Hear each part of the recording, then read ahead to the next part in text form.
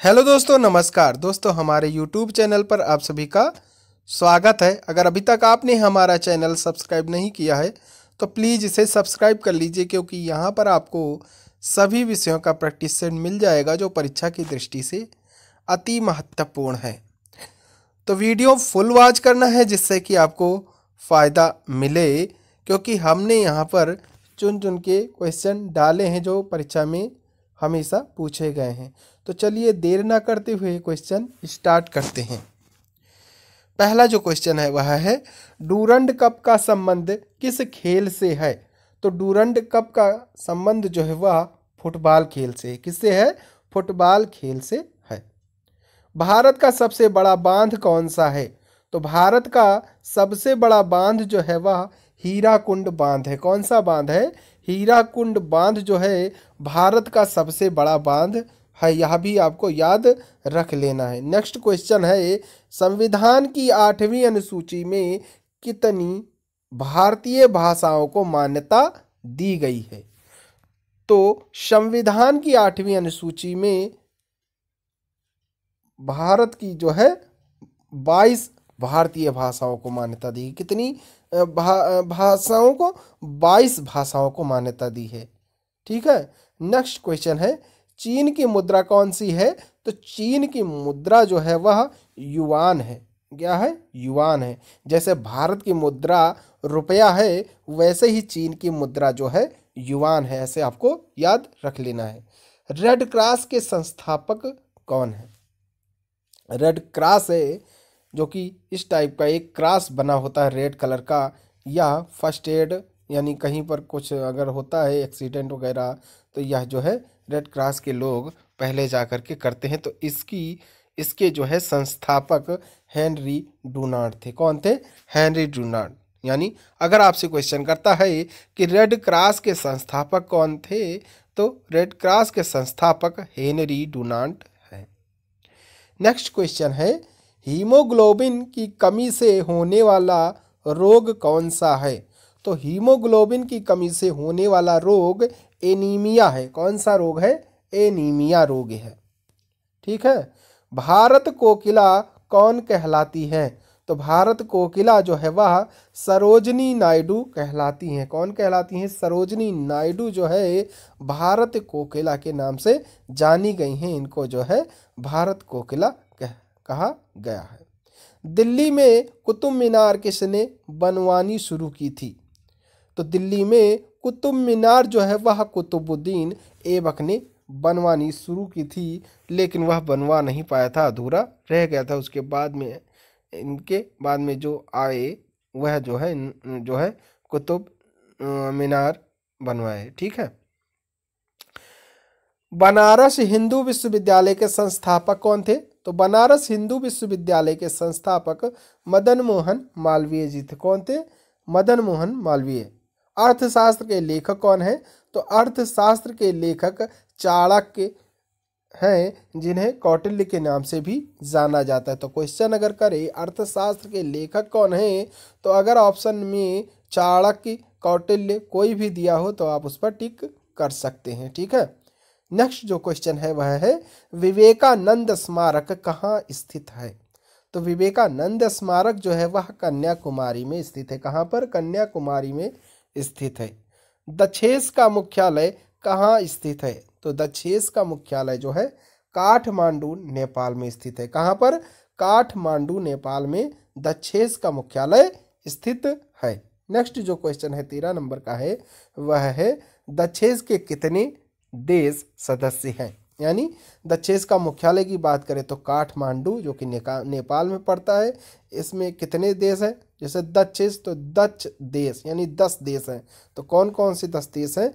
वह हैं भारत, नेपाल, बांग्लादेश, श्रीलंका, मालदीव, भूटान, पाकिस्तान और अफगानिस्तान।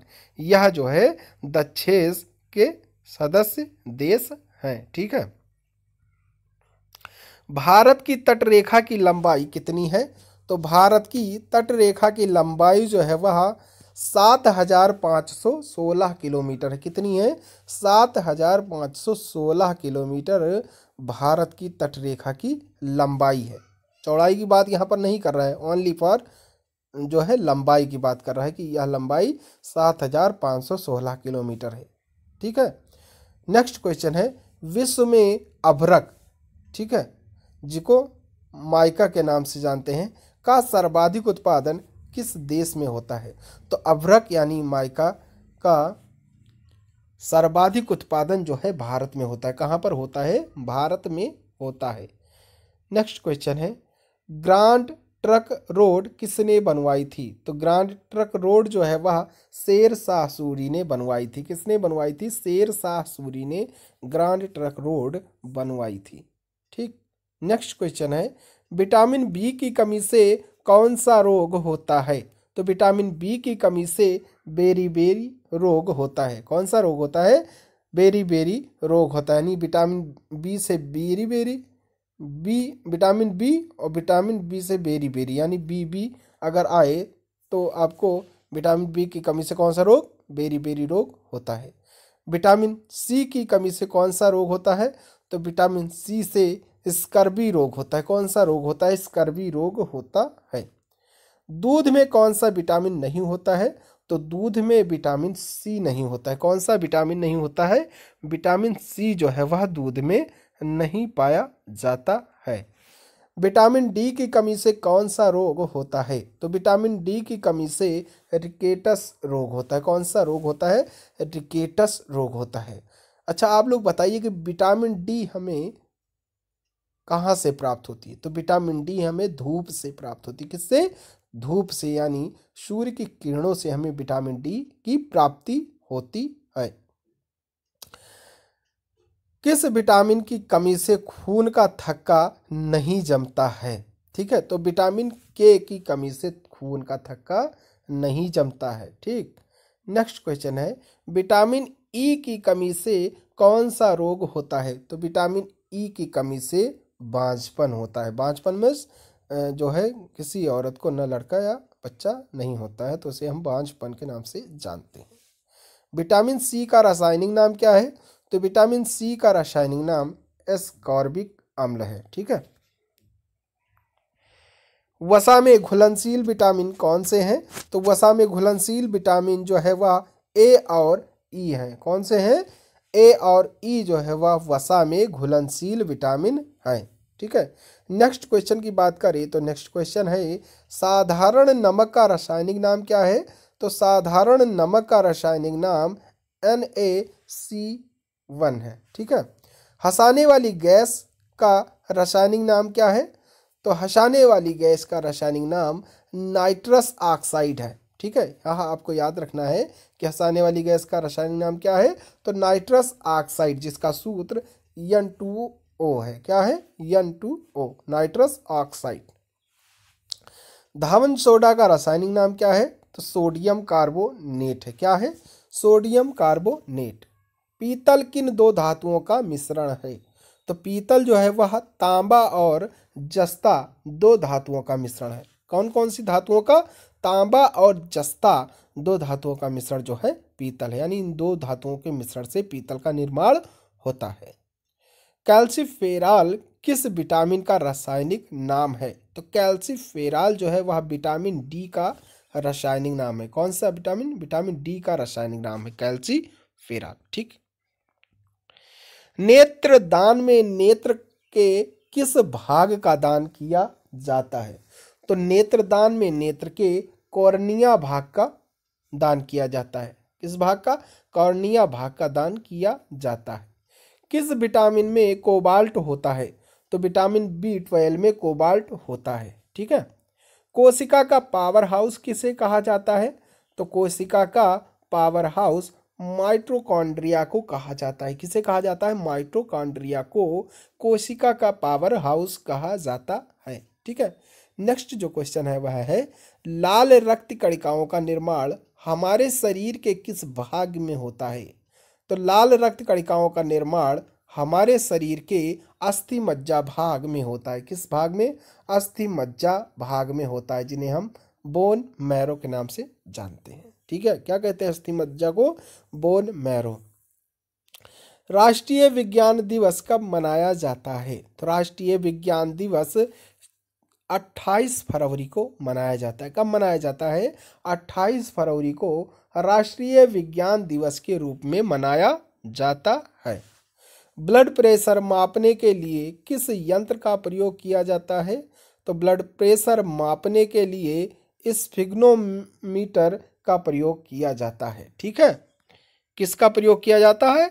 स्फिग्नोमीटर का प्रयोग किया जाता है।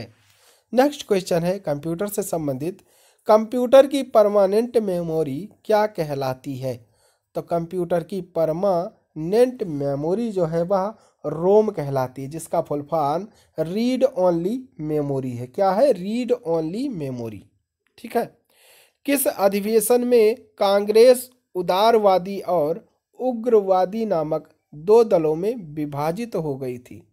तो 1907 के सूरत अधिवेशन में यह जो है उग्रवादी तथा उदारवादी दो नामक दलों में विभाजित हो गई थी।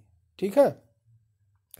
तंजौर का बृहदेश्वर मंदिर किसने बनवाया था? तो तंजौर का बृहदेश्वर मंदिर जो है राजा प्रथम चोल ने बनवाया था। ठीक है। मुगल सम्राट अकबर का जन्म कहाँ हुआ था? तो मुगल सम्राट अकबर का जन्म अमरकोट के दुर्ग में हुआ था। कहाँ पर हुआ था?